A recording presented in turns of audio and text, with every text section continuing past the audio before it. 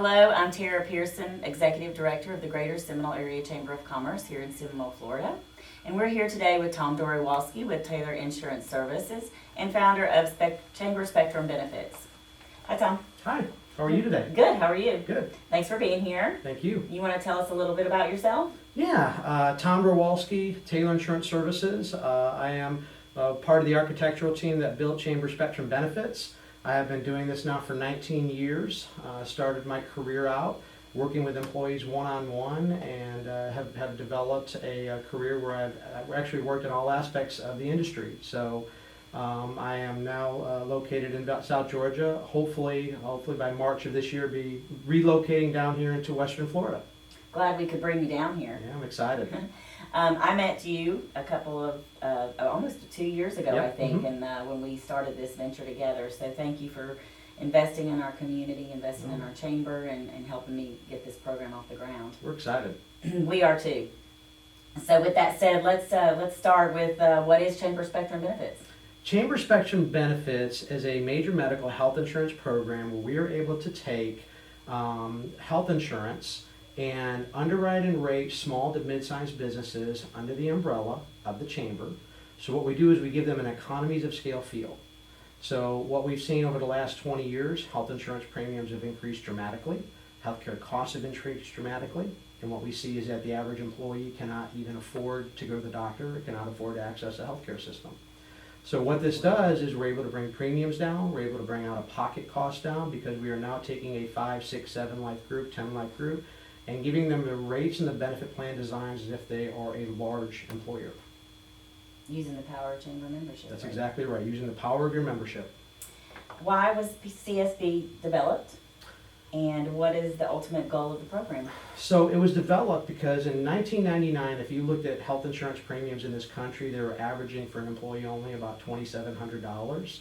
And for family coverage, averaged around $5,400. And now in this country, in 2020, the last piece of data we had, those numbers have obviously increased. It is now over $20,000 a year gross cost for a family to cover themselves under health insurance.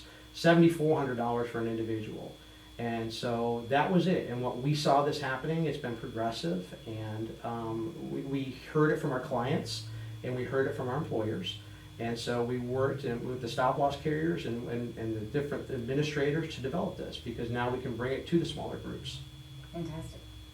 Most people have never heard of Chamber Spectrum Benefits. So can you tell us more about the different companies that make up the program? Yes. So Chamber Spectrum Benefits is a combination of multiple companies that we have negotiated with. And it includes companies like Lloyd's of London, Teladoc, Humana. There's different companies that we have worked with to put this program together. So there's a lot of companies that people have heard about that make up the back end of the system. And when somebody's enrolled in the program, they can take advantage of all the different integrated services that are involved in it. And all companies that people are They've heard of, absolutely. Exactly. Teladoc is the largest telemedicine company in the United States. And so they are the telemedicine provider of it. So great. Talk to us about the quality of coverage. So that's the single biggest thing that I'm excited about. And there are 2 points to health insurance. The first one is your fixed cost, which is the premium. And the second one is your variable cost, which is the out-of-pocket cost for employees. And what we see is that the higher the fixed cost goes, which we've seen happen, the higher the out-of-pocket costs go for an employee and the lower the quality of the benefit because they are simply what we call functionally uninsured. And so when it comes to a quality of benefits, we have a part of the program, for example, includes a $5 copay for primary care physicians. Oh, wow. Part of the program is free access into the telemedicine.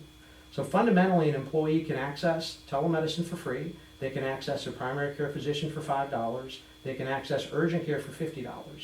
So what we see is we've lowered the cost for somebody to access their healthcare system, and that way they can do it in a much more efficient manner. What a win for these employees. Mm-hmm. What is an ideal size that can participate in the plan? So the plan can be administered or implemented by any size group down to 5 enrolled employees. Right. We can go as large as we need to go, not a problem. We can customize it. We do have a standard plan design that we have built in within the program. but we can also customize, the larger the group, the little bit more customization we can do. But, we've got groups as high as 225 lives in this program in other markets. Wow. But as low as Five. Yep. Gotcha. Which is what the Seminole Chamber is all about. Absolutely. Those 5 to 10, 10 to 20 employee Absolutely. businesses. So something that we can offer for them is a wonderful opportunity. Most for the chamber. markets, about 70%, 75% of the market involves groups that are that size Yeah. that we work in. Fantastic. Where can employees utilize these plans locally? So locally, we have access to 2 or 3 different networks, and one of the primary networks that we use is the First Health. It is one of the largest national networks, privately owned. So not only can they use it locally, I believe when we ran our last analysis of it, there were over 40,000 providers participating within a 20-mile radius. So they can basically access just about every provider that's out there. On a national level, there's only one, what we call a destination hospital or facility that is not in network. But you have the Mayo Clinic, you have Shands, you have all of your, MD Anderson, all that stuff. All of your major destination hospitals. So if somebody has something here and they need to go someplace else for specialty treatment, just about all your specialty facilities are in network for them. Very excited about that. Yeah, that's a wonderful benefit. Mhm. That's added bonus. How many chambers and associations are implementing CSB? So we have been running this program now for almost 5 years. We've been running it throughout South Georgia, Middle Georgia. We have now brought it into Florida, and we now have 4 chambers in Florida that are offering this program. So Seminole Chamber is the only one doing it in this particular market, so we're excited about our exclusive arrangement with the chamber. We do have 3 other chambers that are in the panhandle of Florida that are launching it. So. Yeah, I'm excited too. How many groups or lives have been placed under this program so far? We have over 1,700 lives that are currently covered under the program, and we're excited about that because our retention rates are high. We have people that are utilizing it.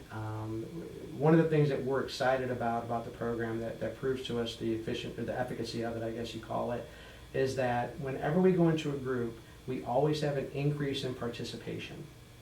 Right? So the average increase in participation is anywhere from 15 to 20%, meaning that these were employees. This indicates to us that employees previously wanted or needed the insurance, couldn't afford it previously, and now they can afford it. So they participate in it. And so that's exciting about it. So as we go on in, we've got, like I said, we've got over 1,700 people. It is continually growing on a month-by-month basis. And hopefully launch really big here too. Yes. We really want to help our members. What has been the retention rate in the program over the years? So I almost led into that, but the retention rate on this program is well over 90%. And retention rate is the amount of groups that renew it on the renewal. In the industry, carrier retention from one carrier to the next year to year to year is not strong at all. If we can get 50, 60, 70% retention rate in the industry, that typically is pretty strong. Ours is over 90% in this program, and in some cases, it's over 95%, depending on the market. But we are excited about that because at the end of the day, if something, whether it's inexpensive or whatever it is, if it's not working, people simply don't renew it. Yeah, and it's not working for them. Yep, and when 9 out of 10 employers are renewing on this program, that tells us it's working. It's good news. What I'm hearing you say is that we've developed a high-quality insurance for small and mid-sized employers that is affordable, reduces the out-of-pocket costs for employees, and accepted at most local providers. That's correct. And usually, when I am talking to employers about this, when that hits them, they all sit back and they look at me and they go, "Really?" And they cross their arms, and they go, "When's the shoe going to drop?" And because it sounds too good to be true. Right. And I've had a couple of employers that say, "Let me see." And I have a very specific employer in South Georgia that said that to me. And I presented to them in 2017. They said, "Well, let's see how it goes." And then in 2018, they launched it. And they just renewed with the program for 1/1/22 for their 4th renewal. So, wow. Or 3rd renewal, I'm sorry, the 4th year. So we see that, because that's the unicorn, so to speak, in our industry. It's affordable, it works, and there's plenty of providers you can go to. If you can hit those 3 things right there, And it works. So we're excited about the results, the proven results that we've experienced with it. Looks like you guys really stepped out of the box to find solutions for people, and I don't Yes. think we see that often anymore, Yes. as we should anyway. So what is the next steps for us? What's the next step for an organization that's looking to know more about the program? Yeah, so the next step is very simple. We have built out the landing platform off of your website. All employers can go onto that landing platform. There's a process that they can go through, and that'll reach out to us. They can also reach out to the chamber directly to you or your team, and then you can refer them to us, or they can reach out directly to us. We have our information that's available for them. We can set up a no obligation consultation, 30 to 60 minutes, and we kind of sit down with them and talk a little bit about the issues that they're having and how this shift in the market over the last 20 years has negatively affected them. And hopefully what we see, and when we've done this with employers, and I'll use this as an example, I have a nonprofit organization in South Georgia. We engage with them in 1/1 of 20. And if you compare the results over the last 2 years, they just renewed with us for a 3-year, compared to the path that they were on, it's a $1.5 million savings in Wow. fixed costs. And for a nonprofit organization that took that step, Right. that's huge. Yeah, absolutely. Yeah, they can't go sell something new that covers the increases in expenses that they were experiencing. Right. We've got that case studies, and we share that with everybody, but we're excited. So that's how they can take advantage of this. Just take that first step, reach out to us in one of those 3 ways. Fantastic. And once they reach out, and last question, how easy is it for them to just get their company quoted or Yeah, so looked the at underwriting, for the the underwriting? program is medically underwritten, and what we mean by that is they're gonna look at the medical profile of the group. We have worked very diligently with the stop-loss carriers, where there's a lot of information that is typically required under health insurance is not required under this. What we need is a full census to get them, the quoting process started. And once we get that full census, we'll turn it into underwriting. There might be maybe 10 to 15, 20% of the group that they may come back and say, we want a medical questionnaire on this particular person. Typically, we get that medical questionnaire, no issues. Right now, we have a 95% approval rate for groups that enter the underwriting portal. So super simple. It's very, very simple.